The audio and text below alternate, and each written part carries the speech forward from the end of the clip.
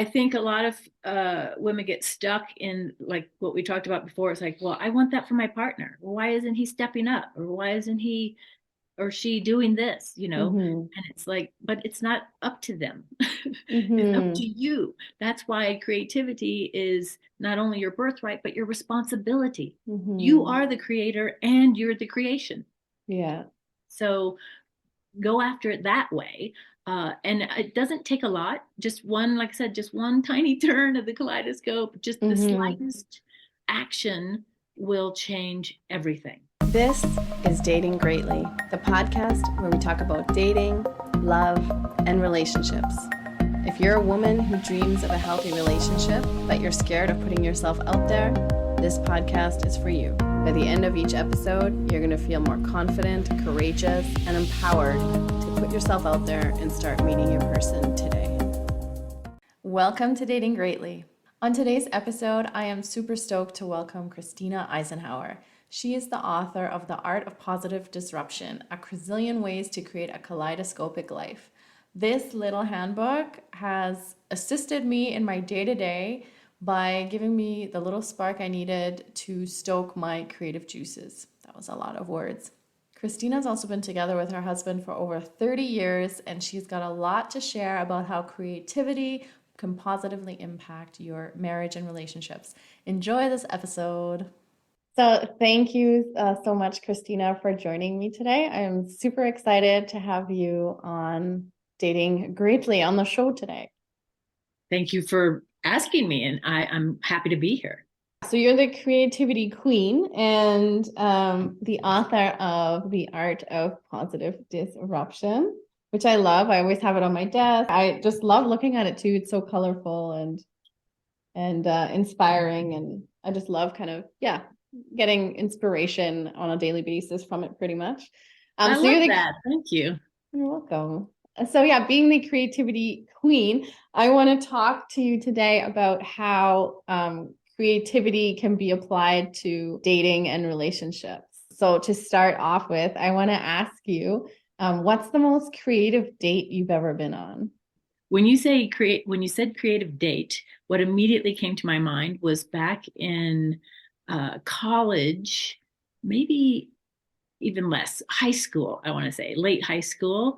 We did these things that we called creative dates. And we would set them up for other people. One time we took them to this area that was just being developed. The streets were laid out, but no buildings or homes or anything like that had been built yet. Mm-hmm. So we took this couple out to this median of one of the streets, this grassy area, and set up a card table with a white tablecloth, and then I was the waitress and somebody else was a butler, and Oh and my so gosh. so we made this we got the food made at home or from the grocery store or whatever, however we did that, and we fed them dinner like they were at some fancy restaurant, but they were outside on this median in this undeveloped area of the town. And then that was just one example that I was involved in. So it wasn't necessarily my date, but I was a participant in creating that date experience for them. So even back then, you were like super tuned into your creativity and yeah, creating this experience for another couple. Exactly. All about creating the experiences. So tell us how you met your husband, because I know you and your husband have been together for forever. And Yeah. it's just a beautiful story, and you go into it a little bit in your book here and there. So yeah, how did you meet your husband? How did that come about? Well, actually, the best way possible that I think, and I feel like you would agree with this, and that is through a mutual friend. Mm, So, someone who knew both of us, but we did not know each other. I was living and working in Kansas City, and he was living and working in Florida. And I had a business trip to uh, the area. When I was coming back to town for this business trip, I called her, said, I'm going to be in town. Let's get together or whatever. She's like, yes, definitely. And you can stay with me for the weekend and so on and so forth. And I got a guy I want you to meet. And I was like, wait a minute. Why would I want to meet someone in Florida when I have a home and a, apartment and all that kind of stuff here? yeah. And she said, she's from Alabama, so she has this wonderful Southern drawl. And she's like, I can't believe you're so narrow-minded. Of all people, I was like, you don't call me narrow-minded. Yeah. Right? I was like, okay, fine, I'll meet. Evidently, this was still going on the other side as well. And he had said something similar. It was like, why would I want to meet somebody from, Kansas? And I'm happy with my life just the way it is, and so on. And anyway, whatever she said to him, he said, send me a picture, as most men would, right? So she sends him a picture that was way outdated. I had long hair and, looked totally different than what I was in reality. But he said, book it. So we did it. Wow. And how long ago was this? 32 years and 14 days ago. Wow. That's incredible. So when you first met him, what was that like for you? Oh, it was so exciting because I didn't know anything about him except for what my friend Ree had said. And so I was, of course, asking questions. I was super nervous to meet him because she said, well, one, he's older than you. Two, he has children. So anyway, I said, okay, well, let's go to the restaurant where we're going to meet before he gets there so I can have a margarita or a glass of wine or something to calm my nerves. Yeah. So we did, she and I, and there's a big plate glass window of this restaurant that looks out over the parking lot, so you know who's pulling in. And so these cars would show up, and I'm like, "Is that him? Is that him?" She's like, "I don't know what kind of car he drives, but no, that's not him." When we'd see somebody get out of the car, and sure enough, soon enough, this Jaguar pulls up, this little white sports car, right? And this man unfolds himself from it because it's a tiny little car and he's not a tiny little man. Yeah. So he unfolds himself from this car, and I was like, is that him? She's like, yes. So he comes in. He, of course, recognizes Bree, and I'm sitting with her. He knows why he's there. He comes over to us at the bar and he says, hi, I'm Peyton Goss, and that is not my car. First words out of his mouth. Oh, cool. I was like, well, it's a good thing that I'm not one of those, car girls, because that didn't matter to me. His car was in the shop and he happened to be borrowing one from a friend. That's a good opening line. Yeah, right. Yeah. At what point did you know that Peyton was the one for you? It was like instantaneous. Okay. I mean, people think about love at first sight and all that kind of stuff. But it was probably, it was like that for both of us, because I'm not kidding, that night while Ria's away at her dinner, he's talking to me about a marital relationship. He's not saying me necessarily, but he's like, that's what he's after.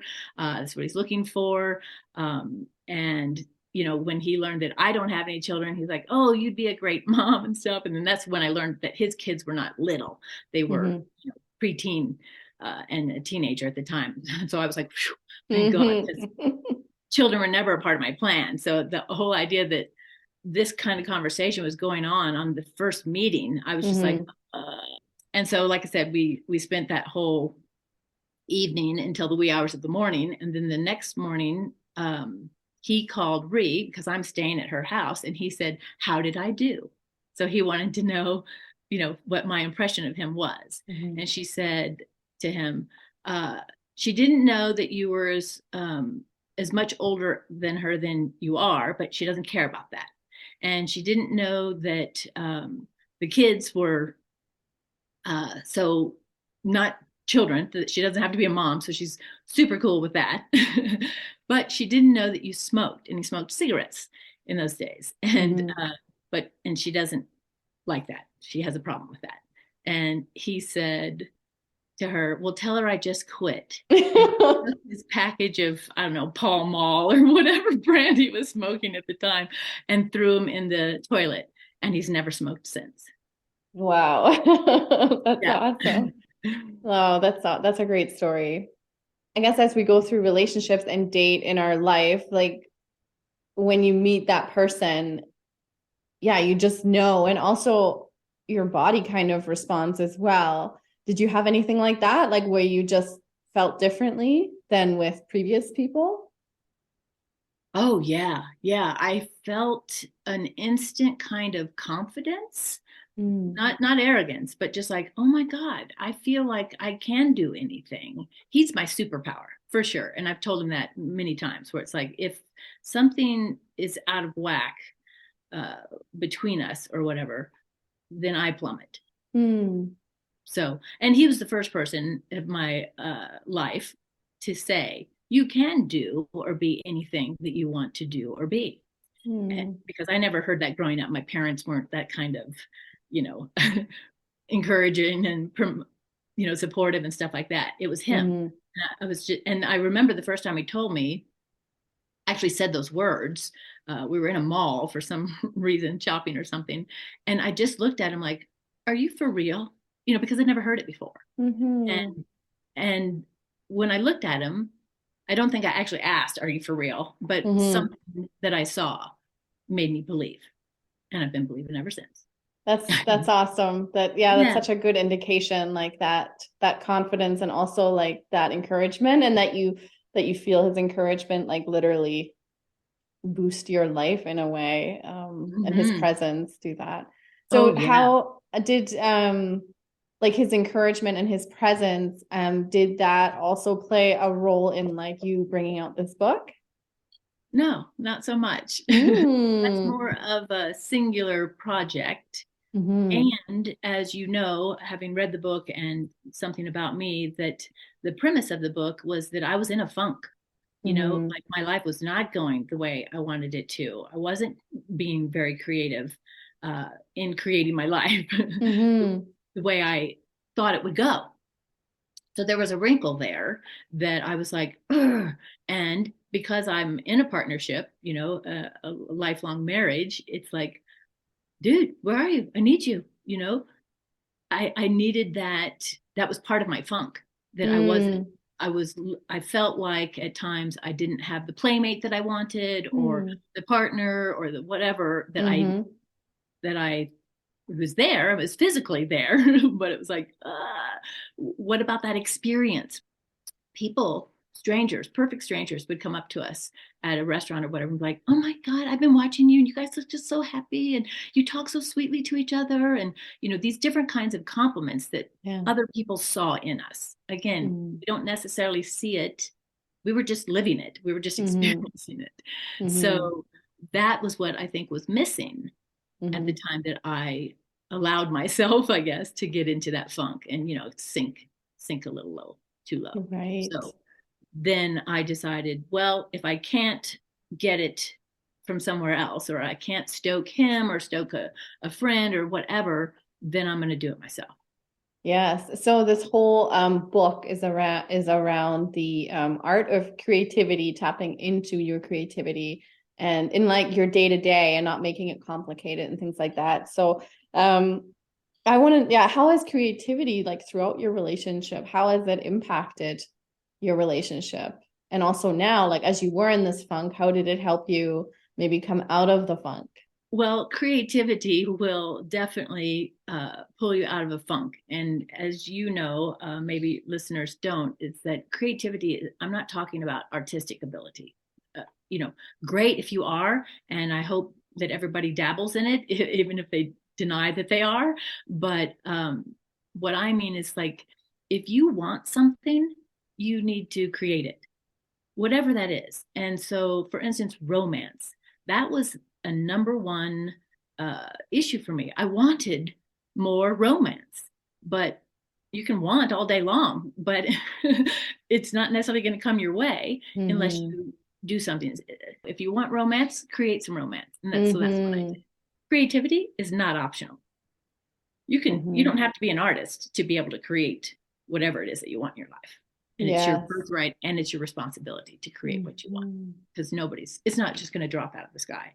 And what Yeah. you were saying about romance, that you wanted more romance and like you had to create romance to get romance because that's what you wanted. Mhm. I think about myself with romance, and for years I was like, oh, romance. Like if I saw like romantic scenes in a movie, I was like, eye roll, like whatever. And but the honest truth Facade. is, yeah, the honest truth is like, hell yes, I want that. So now I'm opening myself to it. And I am seeing a reflection of that coming to me. And also this thing about self-romance, right? Like to create romance, if you want romance, to create it for yourself.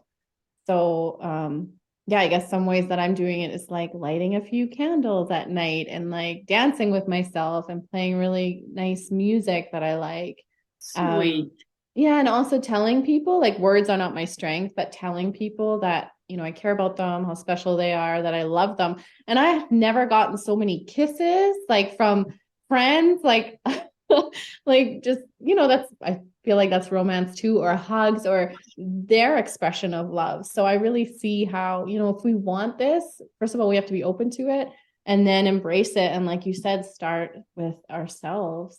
Absolutely. You being creative and creating this romance within your relationship, like how did that affect your relationship? Like how has that affected your relationship over the years? And give us some examples of like what you did and or what you guys did together. When I realized, and I was probably talking to a girlfriend at some point. I was like, "Well, I just want some romance, you know. I wanted this or that. I can't tell you exactly. I won't say, oh, I wanted flowers or jewelry, or I've never been into that kind of thing, like wanting that kind of thing. Mm-hmm. But whatever it was, I wanted more of the spice, the spiciness of the romance, and and through that conversation, I just remember the words that if you want romance, you better create it. You have to take the first step in creating Mm-hmm. what you want. So I did. And that made me feel confident and capable. And because I was showering him, or he's the one I wanted the romance with, then it definitely sparked and Mm-hmm. spiced things up. And all of that was great. At the same time, it developed a pattern, right? Where it's like, oh, well, I'm the one thinking of all these ideas that we could do and go and be and see and all that kind of stuff. So that kind of became my role. Okay. I was going to ask you about that. Like, I love the creativity and creating what you want. And then at the same time, this like thing comes up for me. It's like, well, my partner to do that. Like, I don't want to do that all the time. So, okay, it's interesting that you did start to encounter that. Yeah. And that's, I think, where my definition and concept of self romance came from. And that wasn't until, you know, most recently, say in the last 5 years, where it was like, okay, well, this is either a pattern, that we cycle through or whatever. And if I'm all about breaking those kinds of patterns, right? And Mm-hmm. positively disrupting that stuff. So it was like, okay, then what's the next positive disruption? Self romance.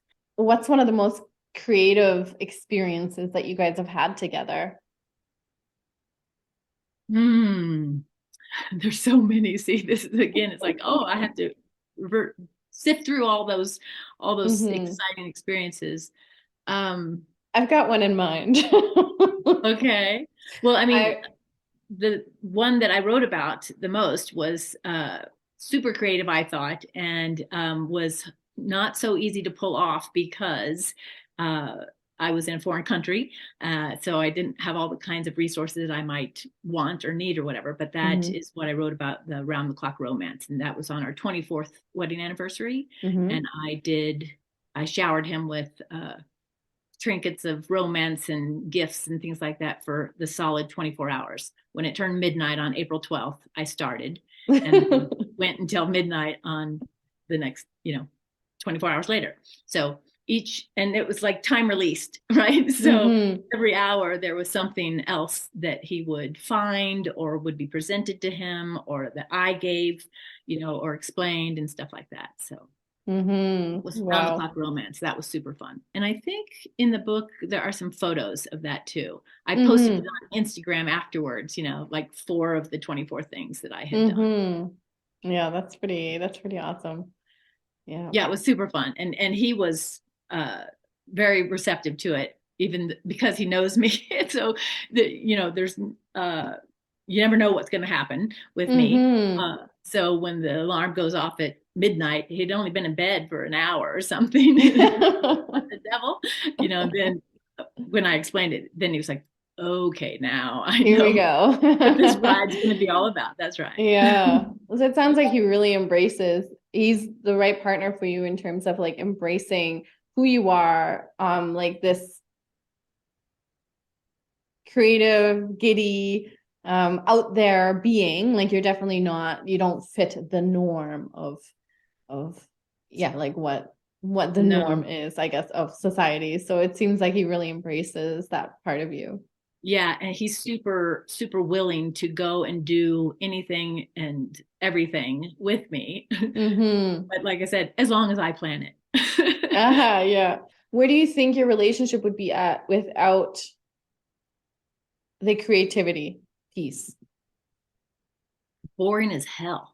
Hello, lovely lady listening. Chances are that if you listen to this podcast, you're someone who's doing the work to live your best life and have the best relationships of your life. And even though you've never felt better, something is missing.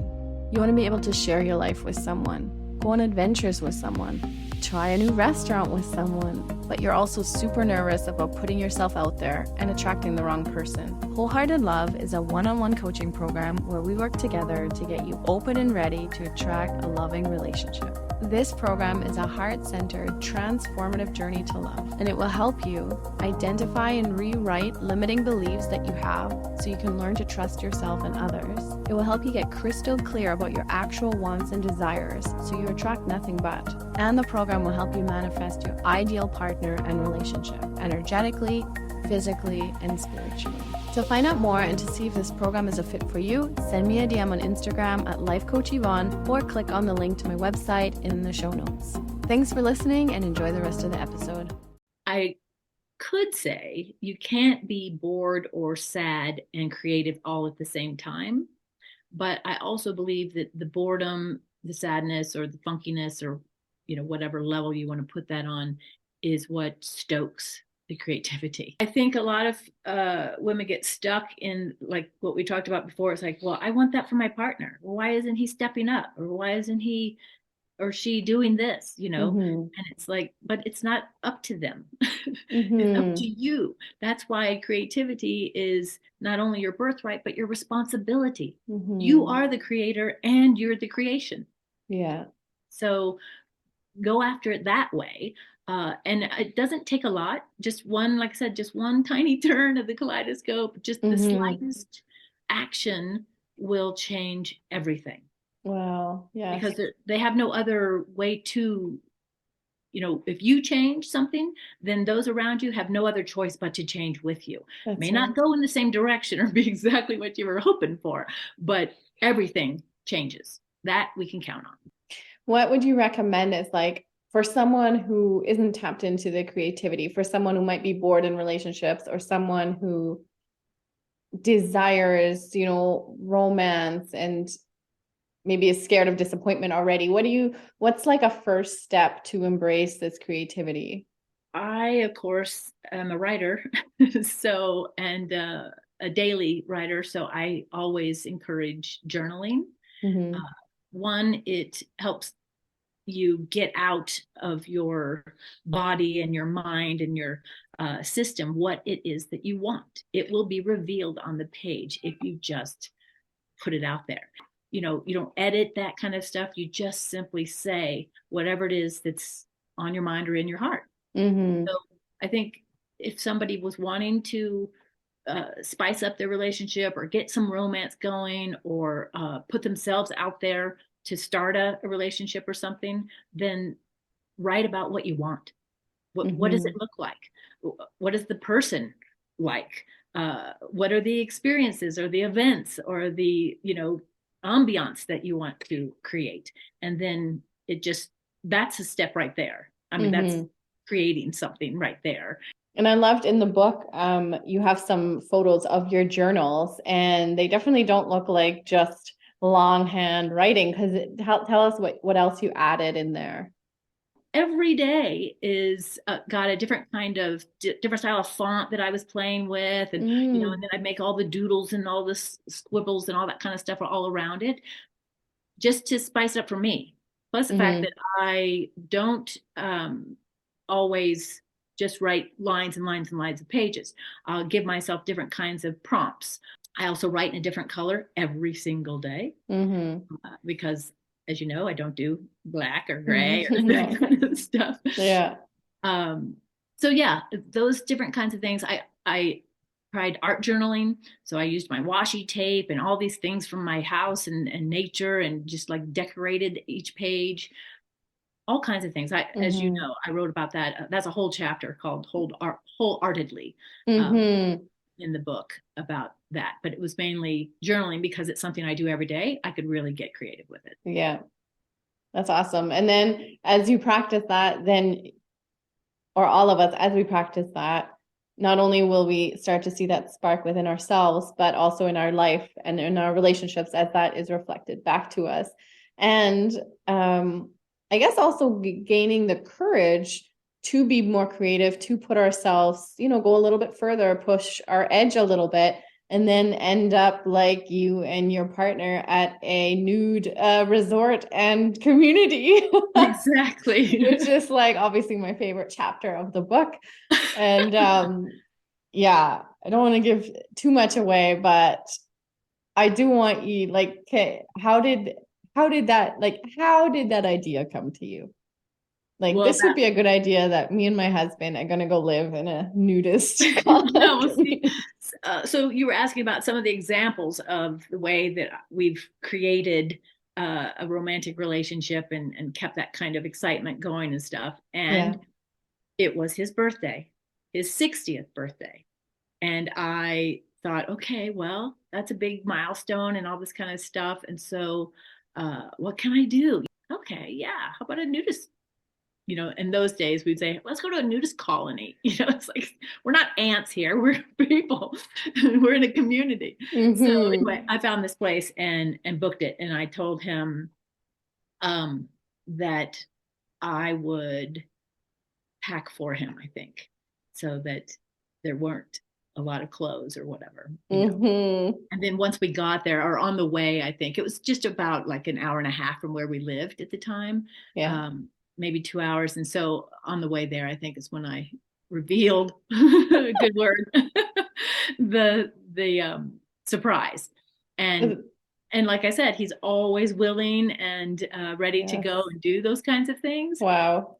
But he and I were on the same page initially, because it's like, we've never done this before. So now what? So we held up in our hotel room for a little while and then splashed out and get the book and you'll read the rest of the story, because it was quite a splashing. Yes, it was. Yeah, that's awesome. And again, it would take a lot of confidence to be able to, like, you're packing a suitcase, you're going there, like confidence in your partner, in your relationship, and in yourself to be like, this is what we're doing, and knowing and trusting that he's going to be on board and supporting you in that. So I just think that's beautiful. Yeah. And it takes a special kind of person to be that open and willing and go forward with that. If he had some kind of major issue with it, we wouldn't have known until we got there, and I would have just said, well, then we won't go. Yeah, it sounds like with each other, you're able to push your comfort zones and have it be like a safe partnership to do that with. Oh yeah, I think we've definitely expanded our comfort zones. I certainly have, and I do all the time. I definitely push those boundaries and try to expand them. I like that word, expand, as opposed to step outside of. Yes. Nobody wants to do that. No. And that's just pure fear. That's all that is. Exactly. So.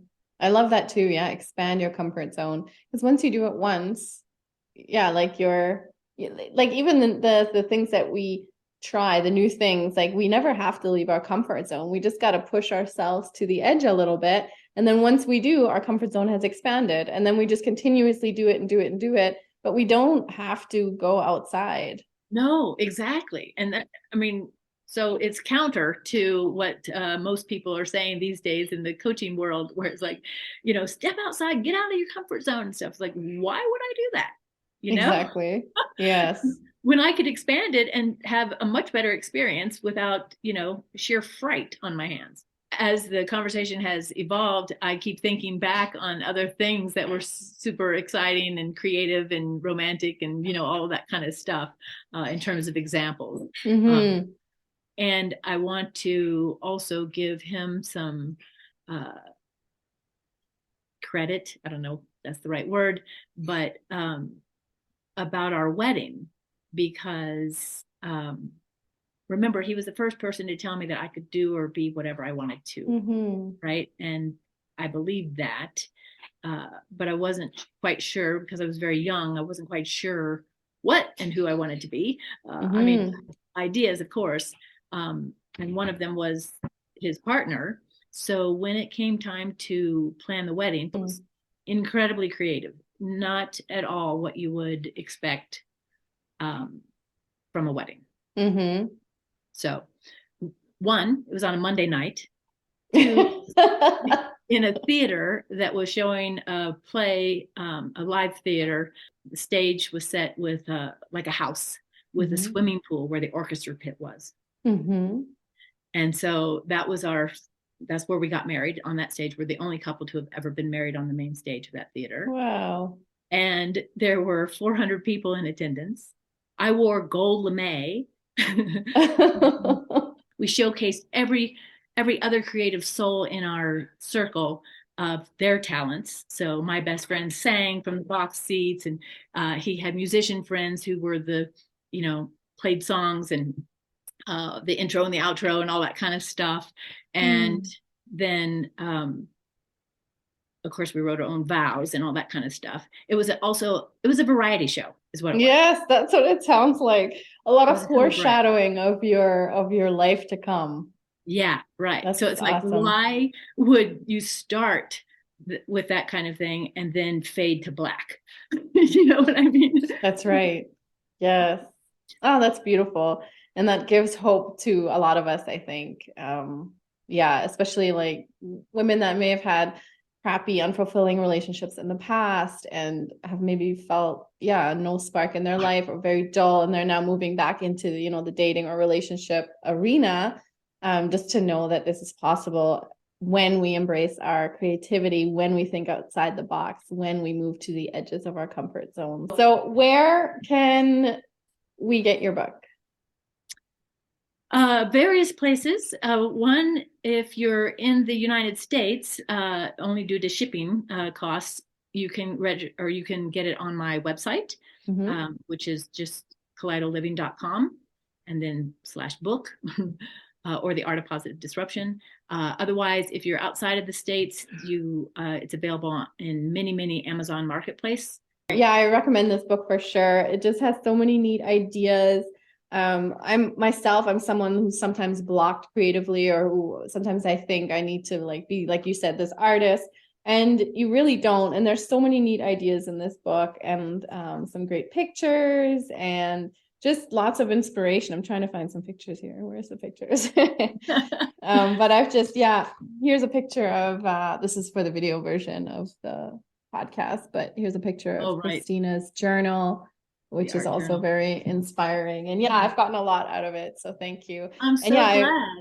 I recommend everybody get it. And it's so nice to look at. It's just wonderful room decor as well. Really, it's bright and yellow. The color your eye is first drawn to. That's right. I love what you had to say about the book, and I'm so thrilled that you're enjoying it and finding the ideas, because that's the whole reason I wrote it, is to, as I say, it's descriptive. So I describe what I did in terms of experience, but then I'm this, fountain of more ideas that I had to get out there. So if my description or my idea and experience doesn't work, then there's a gazillion more ways in each vignette that you could try. And that's all it takes. It's just one thing for you to put your signature on, to put your twist, make it your own, right? So my book is not a prescription. It's not a recipe. It's not an instruction manual. It's a creativity companion, I like to say. Yeah. And it's suggestive. I mean, you can take that word any way you want to. Yes, both are true. Things, so. Awesome. So before we wrap up today, I want to know, what is your favorite song right now to dance to? Oh my God, my favorite song to dance to? Uh, I'm going to say hot stuff. Hot stuff? Is Yeah. that Donna Summer, is that what it's called? Hot stuff? I'm going to add hot stuff to the Dating Greatly playlist, which I'm curating from all my guests. And it's so far, it's pretty awesome. So I just love, it's just a great dance list for us to also be creative in our movements and just, yeah, find a lot of joy. So that's available on Spotify and I'll share that as well. Okay, Yeah. yeah. That one came to me because I just recently heard it. I've been packing, and so I'll play music while I'm doing that kind of mindless stuff. And I just heard it. I was like, yeah, I just started grooving to it. And I think it's perfect for this Dating Greatly podcast as well. Just Yes. talking about the topic, let's say. Mm-hmm. Thank you. And thank you so much, Kristina, for joining me today. It was a treat talking to you, hearing about your experience. And yeah, you're such a joy. It's always my pleasure to talk to you, doll. Thank Absolutely. Thank you you. for having me and for letting me share all of that. There's so much more. I mean, we can't really compact 32 plus years into, or more. I mean, I've been dating since I was 16. So Yeah, it's a large repertoire. yeah, exactly. Awesome. Thank you.